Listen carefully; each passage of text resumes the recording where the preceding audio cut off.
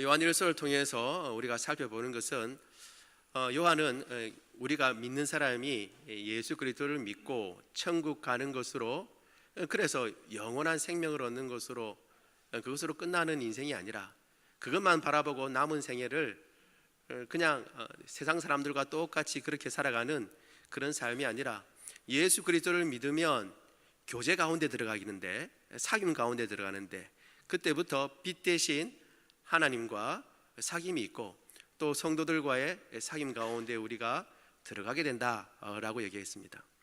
여러분들 이 사실을 잘 기억하시기 바랍니다. 그런데 내가 하나님하고 별로 사귄 것 같지 않다라고 생각하면, 하나님은 계속 여러분들 향해서 윙크를 하고 있었는데 우리는 그것을 안 받고 딴데 쳐다보고 있었다는 증거가 됩니다. 그러니까 여러분들이 우리가 느끼든 느끼지 못하든 예수 그리스도를 믿으면 새로운 관계 가운데 들어가는데, 하나님과의 사귐 가운데 들어갑니다. 그리고 또 성도들과의 사귐 가운데 들어가게 됩니다. 그리고 성도의 사귐 가운데서 하나님의 사귐을 더 깊이 느끼고 그리고 알 수 있게 된다 그랬습니다. 그런데 그 사귐의 성격이 그럼 어떤 성격이냐라고 할 때, 하나님이 어떤 분이냐가 중요한데, 하나님은 빛이십니다. 빛. 그에게는 어둠이 전혀 없기 때문에 그와의 사귐 가운데는 빛의 사귐이라고 할 수 있습니다. 따라서 하나님과 사귄다라고 하면 어쩔 수 없이 맨 처음 나타나는 현상이 자기가 어둠인 것을 깨닫고 하나님 앞에 죄인인 것을 고백하고 내가 죄인인 것을 인정하게 된다라는 것을 우리가 같이 살펴보았습니다. 여러분 기억나시든 안 나시든 그렇게 살펴봤어요. 그렇게 여러분 인정하시고 그냥 넘어가면 됩니다. 이제 그렇게 넘어가겠습니다. 그렇게 자기가 죄인인 것을 고백하게 되는 것입니다. 따라서 내가 죄 안 지었다, 나는 죄인이 아니다 라고 생각하는 사람은 그 빛을 아직 느껴보지 못한 사람이고 하나님과의 사귐이 없는 사람이다 라고 얘기할 수 있습니다.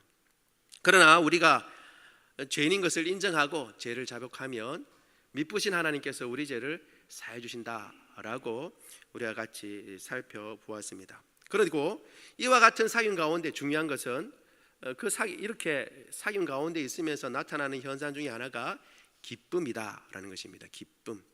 그래서 믿는 사람들에게는 항상 기쁨이 있어야 됩니다. 근심, 걱정, 염려는 믿지 않는 사람들은 가질 수 있지만 믿는 사람들에게는 합당하지 않습니다. 잠시 혹 염려하고 근심할 수 있지만 그 근심에 파묻혀 살거나 근심이 나를 압도하지 못하는 것입니다. 빛인 하나님께서 우리와 함께 하시기 때문에 그 하나님과 함께 동행하는 삶은 기쁨의 삶인 줄 믿습니다. 이 기쁨이 저와 여러분들의 삶 가운데 풍성히 임하기를 원합니다. 그리고 난 뒤에 오늘 2장 1절에 갑자기 사도 요한은 이야기합니다. 내가 이것을 쓴 것은, 그러면서 다시 한번 편지를 쓰는 이유를 하나 더 이야기를 하고 있는데, 그 이유가 뭐냐 하면 너희로 죄를 짓지 않게 하려고 이 편지를 썼다라고 그렇게 얘기를 하고 있습니다. 여러분 사실 이걸 보면 좀 의아합니다. 왜 의아하냐 하냐면 사람이 분명히 죄인이라고 분명히 이야기를 하고, 그리고 죄를 하나님 앞에 고백해야 된다고 이야기를 해놓고 설랑은, 그리고 우리가 죄인인 것이 분명히 드러나게 되는데, 그런데 우리로 죄를 짓지 않게 하겠다라고 그럴 목적으로 이 편지를 썼다고 얘기합니다. 뭔가 조금 차이가 나잖아요. 그렇죠? 아니면 너희는 지금은 좀 어둠에 있지만 그래도 선을 행할 가능성이 있다라든가, 무슨 뭘 열어주고 난 뒤에 죄를 짓지 않게 하겠다라고 하면 모르겠는데, 완전히 하나님 앞에서 죄인인 것을 선언하고 난 뒤에, 그리고 난 뒤에 죄를 짓지 않도록 하기 위해서 이 편지를 썼다고 그러니까 좀 우리가 뜨아한 생각이 듭니다. 사실 우리가 죄에 대해서 이야기를 하면 좀 진지하게 얘기할 필요가 있습니다. 우리가 늘 들었던 말이지만 잘 깨닫지 못하는 것 중에 한 가지가 우리가 죄인이라는 사실을 잘 모른다는 것입니다. 사실 사람들은 죄인이라는 것을 잘 모릅니다. 그래서 우리가 그걸 어떻게 알 수 있냐 그러면, 우리가 나누는 대화 가운데 보면 알고, 혹은 쉽게 다른 사람을 판단하거나 정죄하는 모습을 통해서 알 수가 있습니다. 만약에 우리가 죄인이라는 것을 알고, 그것도 그냥 죄인이 아니라 저 밑바닥에 가장 큰 죄인이라는 것을 안다면 우리는 정죄하기가 쉽지 않습니다. 다른 사람을 보면서 저 사람은 왜 저래? 라고 이야기하기가 쉽지 않죠. 왜? 나도 죄인인데. 저 사람만 왜 저래가 아니고 누구도 왜 저래예요? 나도 왜 저래인데 누가 누구한테 손가락질 하겠습니까? 그러다 보니까 사실 우리가 말하는, 이렇게 대화하는 가운데 기준을 보면 우리가 죄인이라고 하는 것에 기준을 두고 있지 않고, 그렇다고 겸손한 우리는 의인은 아니지만, 그렇죠? 우리 겸손하잖아요. 그래도 그렇죠? 그래서 그렇다고 뭐 그 의라고 생각하지는 않지만 죄인보다는 조금 나은 어떤 위치, 어정쩡한 위치, 죄인과 의인 그 사이에 어떤 위치에 딱 두고 이야기하는 경우가 많습니다. 그래서 그런 가운데 실수하면 죄인이 되는 거고, 그리고 또 그 가운데 좀 하나님 기뻐하시는 일을 하면 의인이 되는 것이냐 우리가 생각하지만 그렇지가 않습니다. 그 어정쩡한 위치는 없어요. 성경에서 이야기하는 것은 모든 사람이 다 죄인이다라는 것입니다. 죄인. 우리가 밑바닥에 있다는 것을 생각해야 합니다. 이걸 생각하지 못하니까 우리가 종종 헷갈리는 부분이 많고 정죄를 한다거나 판단하는 경우가 많이 있습니다. 아무튼 이 죄인인데 이것을 우리는 그러면 당연히 죄인이기 때문에 죄를 지을 수밖에 없다고 생각하는데, 이 요한은 너희로 죄를 짓지 않기 위해서 이 편지를 썼다. 이 말이 무언가? 이것은 일단 이런 생각을 배제하는 것이죠. 어떤 사람은 이런 경우가 있습니다. 원래 좀 뻔뻔스러운 사람이 좀 이런 경우를 많이 그러는데요. 죄를 짓고 난 뒤에 당연하다는 듯이 얘기하는 겁니다. 내가 죄인이지. 성경에도 죄인이라고 나와 있는데 내가 죄인인 거 몰랐냐? 라는 겁니다. 내가 죄인인 거 새삼스럽게 안 듯이 왜 그러냐? 나는 원래 이런 사람이다 라고 자기가 죄를 지은 걸 가지고 그것을 뻗대놓고 당연히 그런 것이냐, 오히려 아무 부끄러움 없는 것이냐 내세우는 것입니다. 우리는 사실 알고 있죠. 그런 경우는 자기가 죄인인 것을 스스로 알고 뜨끔하기 때문에 오히려 더 죄인이 더 거세게 나오는 거죠. 그렇긴 하지만 그런 식으로 자기가 죄를 짓고 있다는 사실, 자기가 죄인이라는 사실을 감추기 위해서 오히려 죄인이라는 그 사실을 내세워서 자기가 짓는 죄를 무마시키려고 하는 사람이 왕왕 있습니다. 뭐 사람이 다 그렇지, 죄 안 짓는 사람이 어딨냐, 성경에서 다 죄인이라고 했는데 이 정도 가지고 뭐 그러냐라고 사람은 이야기할 수 있습니다. 여기에 대해서 요한은 그렇지 않다. 하나님께서 죄인인 그대로를 보시고 싶지 않다라는 것을 이야기해 주고 있는 것입니다. 뿐만 아니라 제가 이 구절을 볼 때 딱 생각나는 게 있었어요. 여러분들은 저를 어떻게 보실지 모르지만 제가 좀 많이 덜렁댑니다. 그래서 제가 한참 이제 지금도 그렇지만 티를 많이 내요. 저를 보면 뭐 먹고 왔는지 다 압니다. 사람들이 떡볶이를 먹고 오면 어때요? 떡볶이 고추장이 어딘가 묻어 있어요.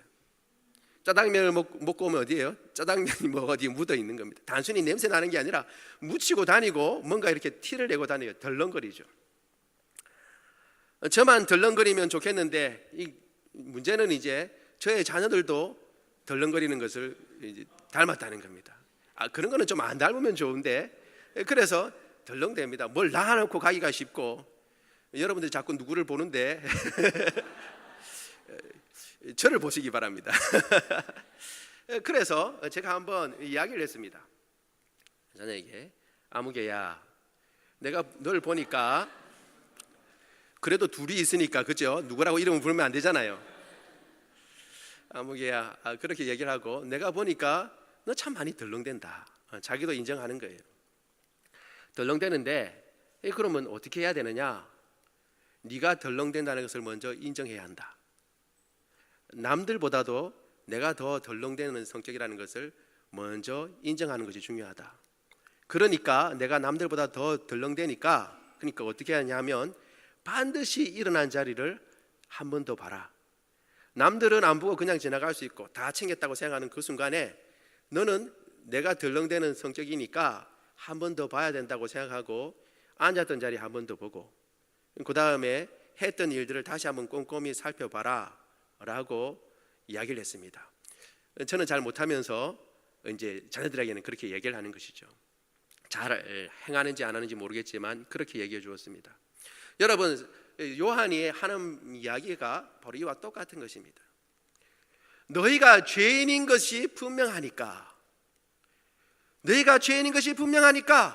그러니까 죄를 안 짓도록 더 조심해야 한다는 것입니다. 우리가 그냥 죄인이니까 어떻게 해요? 아무 생각 없이 행하면, 아무런 이제 주의를 기울이지 않고 행하면 어떻게 하기가 쉬워요? 죄 짓기가 딱 쉬운 것입니다. 왜 죄인인 것을 한 번 더 이야기를 해주냐 하면, 내가 죄인인 것을 알기 때문에 내가 행하는 것이 이게 정말 합당한가를 한 번 더 살펴보는 것입니다. 나는 옳다고 생각하고, 나는 맞다고 생각하고, 이것이 바르고 정의롭다고 생각하는 그 일에 대해서 잠깐 우리는 원래 죄인이야. 그러니까 네가 지금 옳다고 생각하는 그 일에 한 번 더 봐. 정말 그 일이 옳고 그 일이 바른 일인지, 그 일이 죄 짓는 일이 아닌지 한 번 더 살펴보라는 의미가 있는 것입니다. 그래서 그것을 더 강조하고 있는 것입니다. 요한이 일서를 쓴 이유는 부족하니까, 우리가 하나님은 빛이고 우리는 어둠이고, 그리고 어둠 속에 있다가 빛으로 부름을 받은 사람이니까 더욱 경성하고 조심하고 그 빛의 교제에 합당한 사람으로 내가 어떤 존재인지 알고 더 애쓰고 노력해야 한다는 것입니다. 다른 말로 하면 우리는 악을 행하는 것보다 선을 행하는 것이 더 어려운 사람입니다. 그냥 우리가 원하는 대로 행하면 악한 일을 하기가 더 쉬운 사람이라는 것입니다.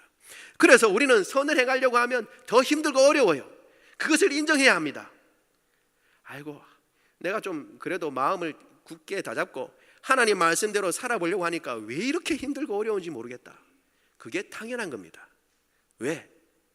우리는 본성상 하나님의 말씀을 따라 순종하기에 합당하도록 지금까지 살아오지 않았습니다. 죄악을 생각하기가 더 쉬웠고 죄악 따라서 행하기가 더 빠른 발이었고 손이었기 때문에 이 손과 발을 의의 도구로 하나님 앞에 들여서 하나님의 뜻에 맞게 살기가 그렇게 쉬운 존재가 아니라는 것입니다. 그렇기 때문에 선을 행하려고 할 때에 더 힘쓰고 더 노력하고 더 애써야 한다는 것을 가르쳐주고 있는 것입니다. 죄를 짓지 않기가 죄 짓기보다 더 어려운 것입니다.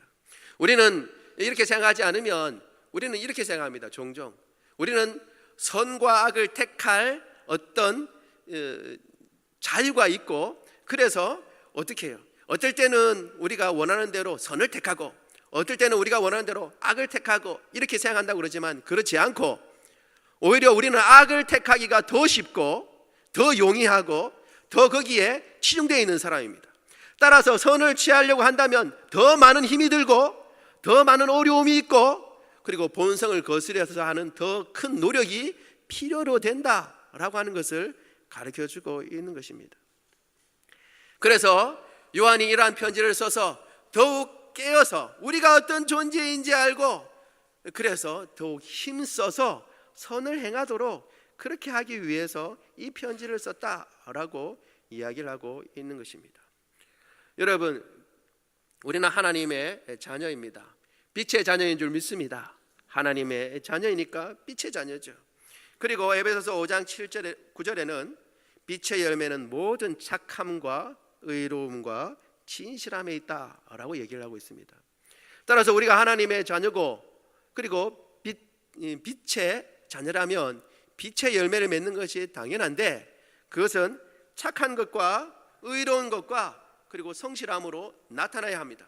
그리고 이러한 열매들은 그냥 저절로 되는 것이 아니라, 다시 말씀드립니다, 보통 우리가 행하는 것보다 더 큰 힘과 노력과 그리고 애쓰는 것이 있어야 가능한 것입니다. 우리가 그것을 인정해야 합니다. 그래서 하나님의 뜻대로 살고자 한다면 그 더 많은 힘과 노력을 필요로 한다고 생각하고 결심을, 마음을 굳게 다짐해야 하는 것입니다. 이것은 우리가 단순히 기도한다고 되는 게 아닙니다. 저는 많이 기도해 봤습니다. 여러분도 많이 기도해 보셨죠? 저 인간 용서하게 해주세요. 저 인간 사랑하게 해주세요. 나는 저 인간 사랑한다. 네가 사랑하면 된다. 그게 하나님의 응답이었어요. 여러분, 우리가 그냥 사랑해야 하는 것입니다. 기도로 되는 게 아니라 노력을 해야 하는 것입니다. 사랑하기 위해서 마음을 바꾸고, 그리고 그가 행하는 행동 가운데 다 마음에 안 드는데, 마음에 드는 거 한 가지도 없는데 그나마 좀 봐줄 만한 게 없는가 찾아보고, 그리고 그 장점을 인정해 주는 가운데서 그에게 사랑을 우리가 품게 되는 것이죠. 노력을 해야 한다는 것을 다시 한번 말씀드립니다. 죄를 범하지 않도록 편지를 썼다고 얘기했습니다. 나의 약함을 인정하고 더욱 깨어서 노력하고 주의 선을 행하는 자가 되기를 원합니다. 그리고 또한 오늘 9절에서 우리가 살펴볼 것은, 혹시 그럼에도 불구하고 우리가 죄를 지었을 때에, 혹시라기보다는 우리가 더 정직하게 얘기하면 훨씬 많이 죄를 지었을 때에 어떻게 해야 되는가? 그때 요한이 이야기를 하고 있습니다. 우리 앞에는 대언자가 있다. 아버지 앞에서 대언자가 있고 그분은 우리를 위해서, 그리고 온 세계를 위해서 희생제물이 되신 예수다 라고 가르쳐주고 있습니다. 그럼에도 불구하고 죄를 지을 때 아버지 앞에서, 하나님 앞에서죠. 결국 이 말은 뭘 얘기하냐 그러면 심판이 누구로부터 내려지는가 하는 것을 다시 한번 알려주고 있는 것입니다. 우리가 죄를 짓게 되면 누구 앞에 서게 되는 것입니까? 하나님 앞에 서게 되는 것입니다. 여러분, 죄를 짓고 사장님 앞에 서는 게 아니에요. 죄를 짓고 배우자나 남편 앞에 서는 게 아니고, 부모님 앞에 서는 게 아니고, 우리의 죄에 대해 최종적으로 판결 내리실 분은 하나님입니다. 따라서 하나님의 그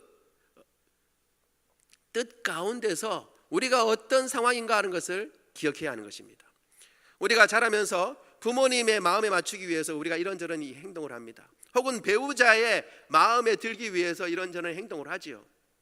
혹은 직장이나 여러 관계 가운데서 그 관계에 합당한 사람이 되기 위해서, 그리고 또 나를 받아줬으면 좋으니까, 나를 내치지 않고 나를 받아줬으면 좋으니까 거기에 맞게 우리가 행동을 합니다. 그게 꼭 나쁘다고는 할 수는 없지만 우리가 그럼에도 불구하고 우리가 항상 기억해야 하는 것입니다. 결국 우리를 최종적으로 심판하실 분은 하나님이십니다. 우리는 하나님 앞에서 심판을 받게 되는 것입니다. 따라서 우리가 행하는 모든 행동은 하나님께서 원하시는가, 하나님께서 어떻게 생각하시는가, 거기에 기준이 달려 있는 것입니다. 여러분, 그것을 기억하시기 바랍니다. 세상의 헌법이 어떻든, 대한민국의 헌법이 어떻든, 물론 우리가 대한민국 국민으로서 법을 지켜야 하는 것입니다. 제가 그걸 말씀드린 것이 아니라 최종적인 우리의 행동의 모든 삶의 기준은 결국 하나님 앞에 심판을 받게 되어 있습니다. 그 하나님 앞에 선다는 사실을 우리가 항상 기억하고 우리의 행동을 그 하나님 앞에서 행해야 할 줄로 믿습니다. 그런데 그때 우리에게 대언자가 있다라고 얘기를 해주고 있습니다. 여기 대언자는 여러분 그 밑에 나와 있죠. 보혜사라고 되어 있습니다. 사실 보혜사와 똑같은 단어를 쓰고 있습니다. 똑같은 단어를 쓰고 있습니다. 예수님께서 누구라는 거예요? 보혜사라는 것입니다. 보혜사 예수. 여러분, 보혜사라 그러면 누가 생각나요? 보통은 성령이 생각나죠. 근데 원래 보혜사는 예수님입니다. 예수님. 실제로 그것이 성경에도 나와 있어요. 우리 한번 볼까요? 요한복음 14장 16절입니다. 같이 읽어볼까요? 시작. 아니네, 여기 안 떴네. 제가 읽어드릴게요. 요한복음 14장 16절, 여러분 한번 찾아보세요. 요거는 한번 찾아보죠. 요한복음 14장 16절.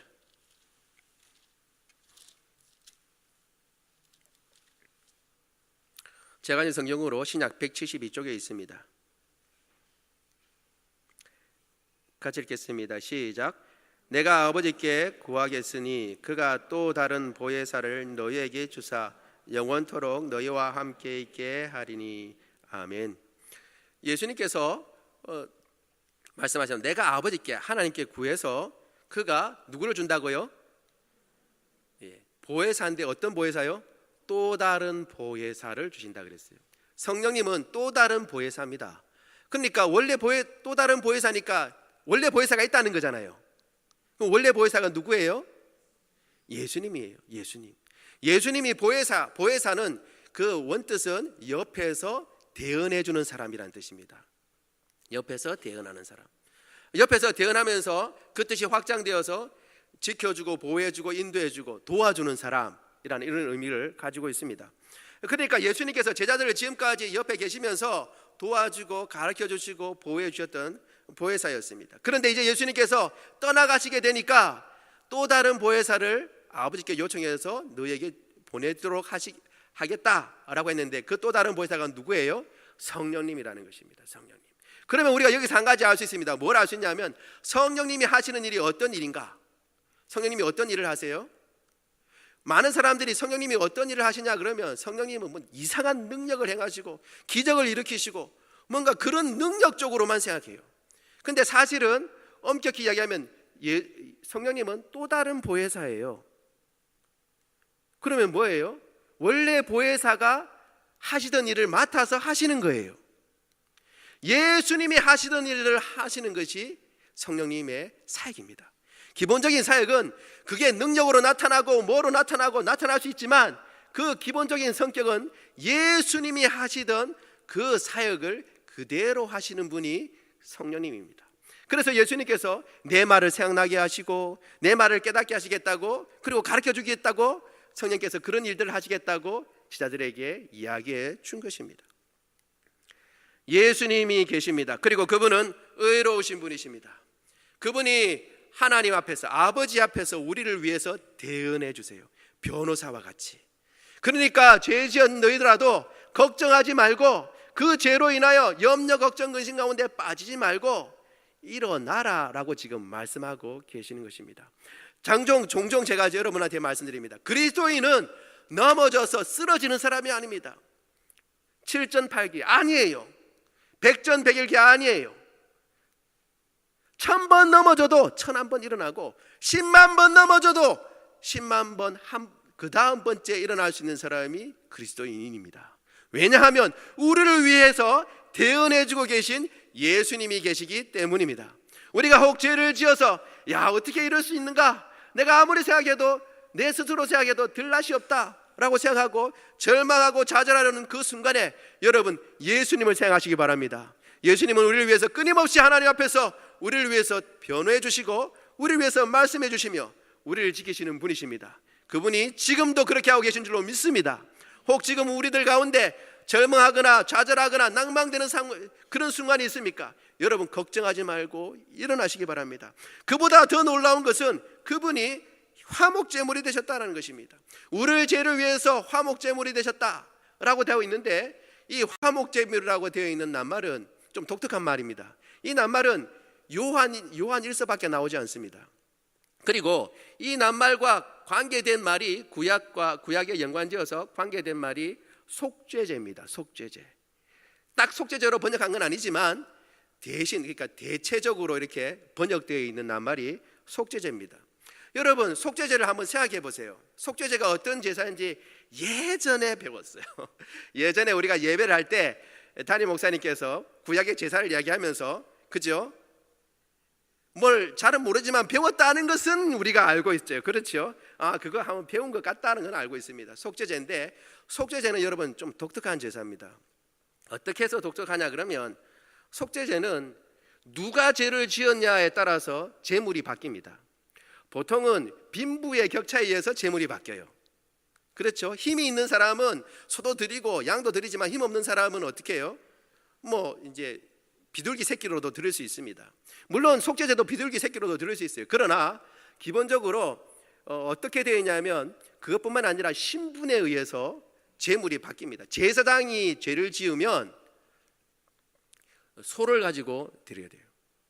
그리고 또 그 중에 부족장이 이제 죄를 지으면 또 다른 걸로 차등이 있어요. 신분에 의해서 제물에 차등이 있습니다.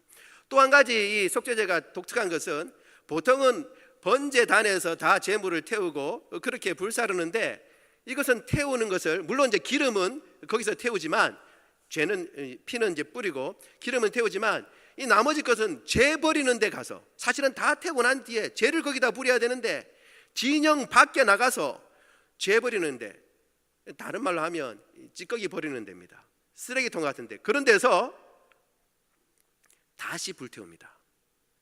다시 불태워요. 그러니까 죄를 짓는 사람의 신분에 따라서 제물이 다릅니다.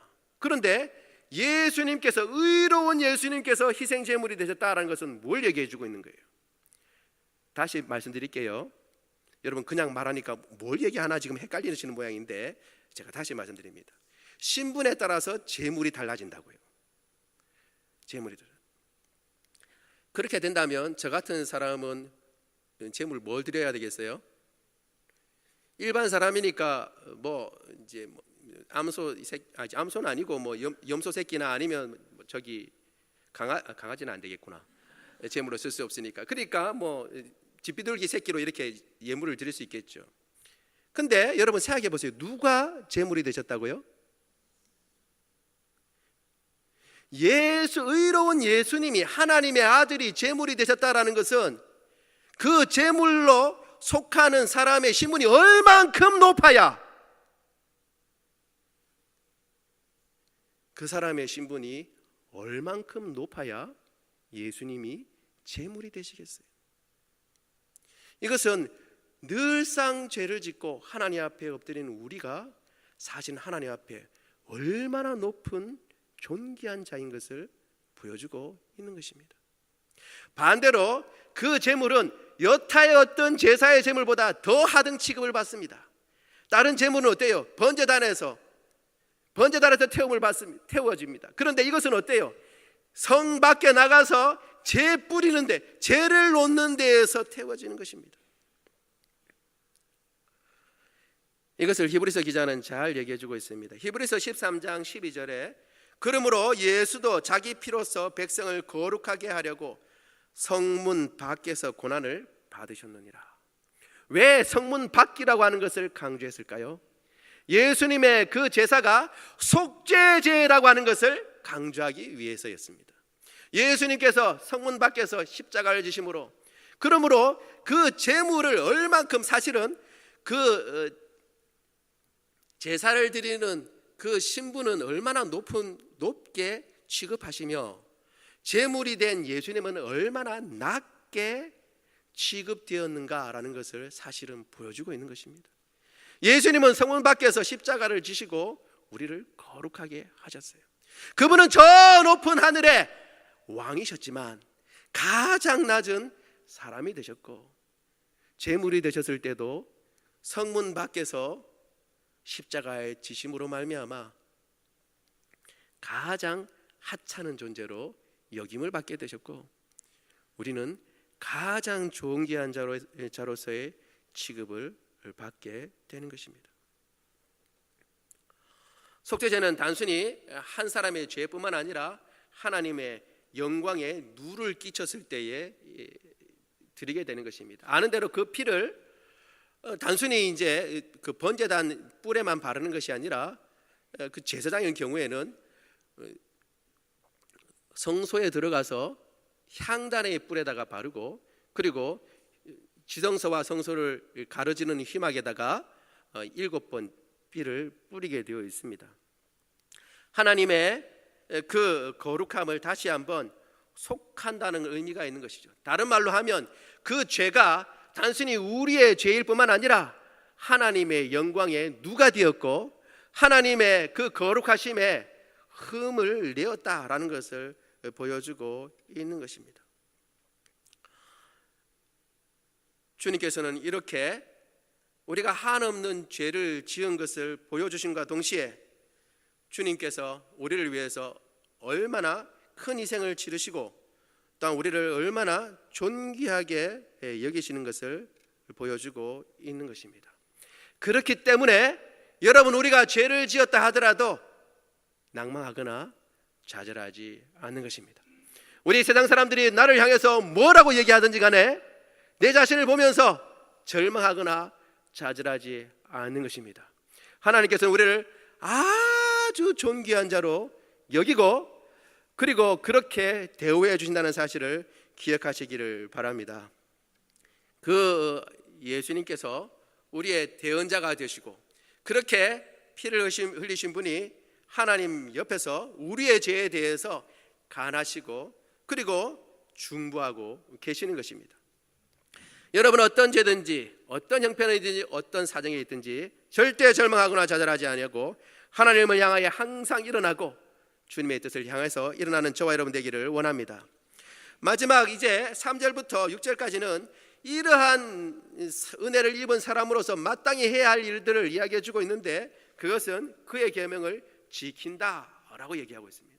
하나님의 계명을 지킨다라는 것인데, 여기에는 여러분 우리가 주목해야 할 부분이 있습니다. 어떤 부분이 주목해야 하냐면, 여기에는 단계가 없습니다. 단계 없다는 것은 달달한 게 없다는 게 아니라 1층, 2층, 3층 이게 없다는 거예요.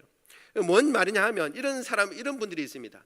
내가 예수님을 믿고 난 뒤에 예수님을 충분히 믿었으면 이제 힘을 얻어서 선한 일을 하고 하나님의 명령도 좀 지키고, 이렇게 한 단계 단계를 밟아 나가야 된다는 것입니다. 그런데 그렇게 생각하기 쉬운데, 오늘 이 요한의 논조를 보면 그런 단계가 없어요.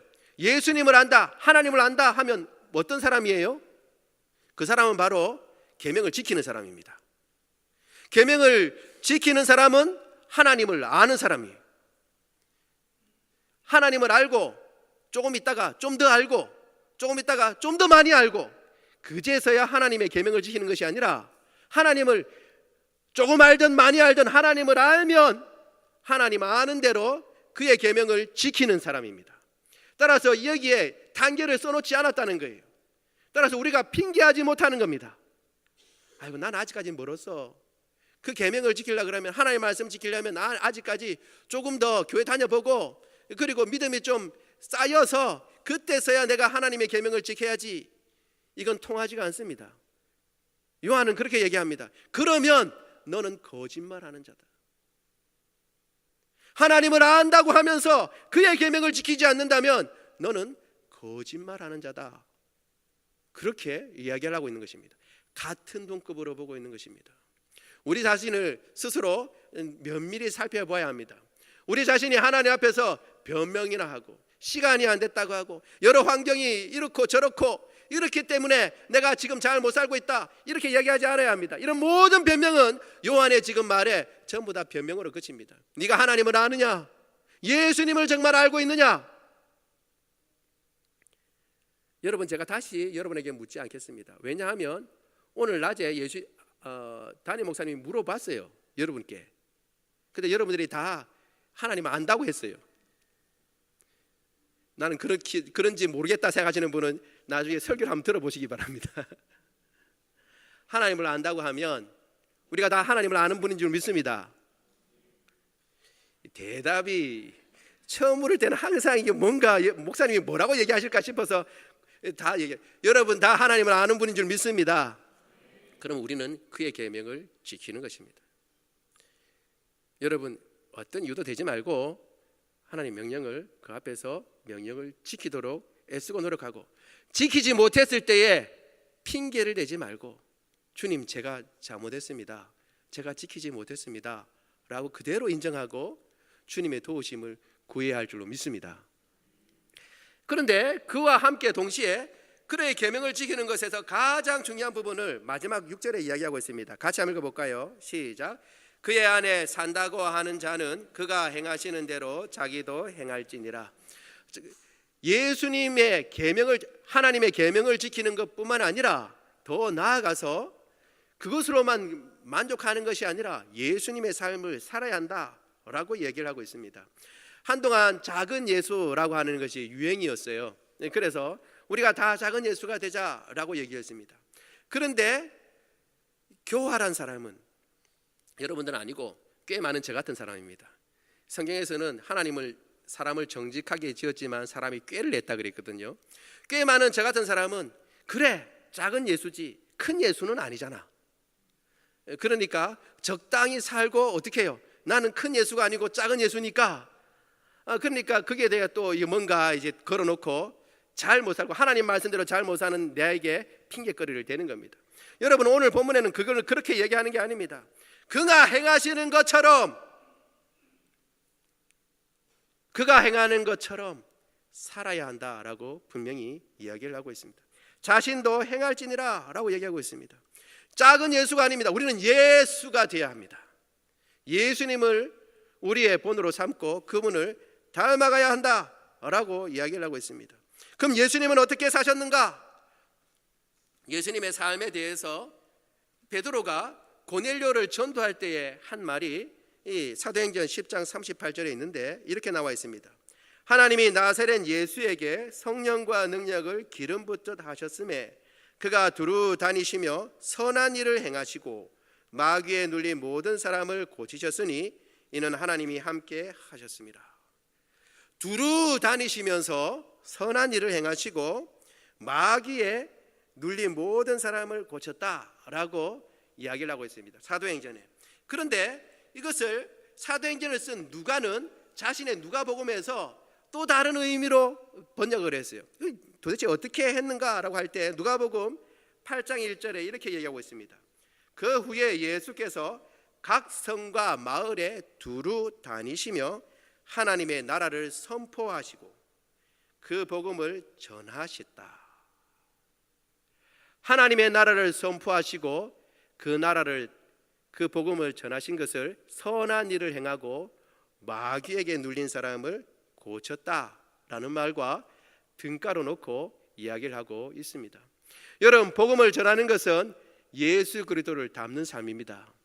여러분, 단순히 우리에게 주어진 책무라고 얘기하지 말고 예수님께서 복음을 전하시는 삶을 사셨어요. 그리고 복음을, 하나님 나라를 전파하셨을 뿐만 아니라 가르치셨습니다. 우리가 복음을 들고 나가서 복음을 전하고자 할 때에 예수님의 삶을 사는 삶인 줄 믿습니다. 우리가 살아나는 축제를 왜 하느냐? 교회에 행사가 없어서 하는 게 아니에요. 여러분들을 힘들고 어렵게 하려고 장로 호산나 교회가 매년마다 이렇게 여러분을 달달 볶으려고 하는 게 아니에요. 우리가 어떻게든지 주님을 쫓아 살아가고자 하는데, 사실 매일매일 그렇게 해야 하는데, 죄된 인생 한 날이라도 정해서 온 교회가 합심하여 더욱 그 일에 몰두하자고 정한 것입니다. 여러분, 따라서 이 일을 힘들고 어렵다고만 여러분 생각하지 마시고 예수 그리스도의 삶을 쫓아가는 삶 가운데 한 가지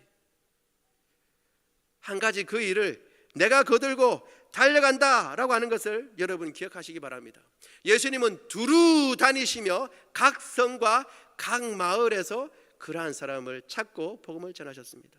우리는 두루 다니지 못한다 할지라도 최선을 다하여 그 마음을 품고, 예수님의 마음을 품고, 우리 권사님이 기도해 주셨죠. 예수님의 마음을 품고 정말 그 영혼을 생각하며 주의 복음을 전할 수 있는 저와 여러분 되기를 원합니다. 이제 3주가 남았습니다. 3주까지 최선을 다해서 해보고, 물론 3주 끝났다고 안 하는 게 아니고, 하지만 우리가 날을 정해서 하는 것이니만큼 더욱 노력하고 애써서 주의 복음을 힘써 전할 수 있는 저와 여러분 되기를 원합니다. 말씀을 요약합니다. 여러분, 우리가 죄인이기 때문에 오히려 죄에 대해서 더욱 민감합니다. 그렇기 때문에 오히려 선을 행하도록 노력하고 더욱 애써야 할 줄로 믿습니다. 우리가 그냥 있으면 악에 치우치기 쉽습니다. 그러니까 더욱 경성하고 깨어 있어야 할 줄로 믿습니다. 예수님은 우리를 위해서 기꺼이 속죄제물이 되셨습니다. 우리를 아주 높이 취급하신 것입니다. 주님께서 우리를 높게 취급하시고, 혹 우리가 죄를 지었다 하더라도 그 죄에 매몰되거나 자빠져서 절망하거나 좌절하는 것이 아니라 다시 일어나서 하나님을 바라보고 주님 주신 힘과 능력으로 주님께 기뻐하시는 빛의 열매를 맺으며 살아가는 저와 여러분 되기를 원합니다. 마지막까지 주님을 쫓아, 주의 말씀을 쫓아 주의 복음을 힘써 증거하고 하나님 나라를 전할 줄 아는 저와 여러분 되기를 원합니다.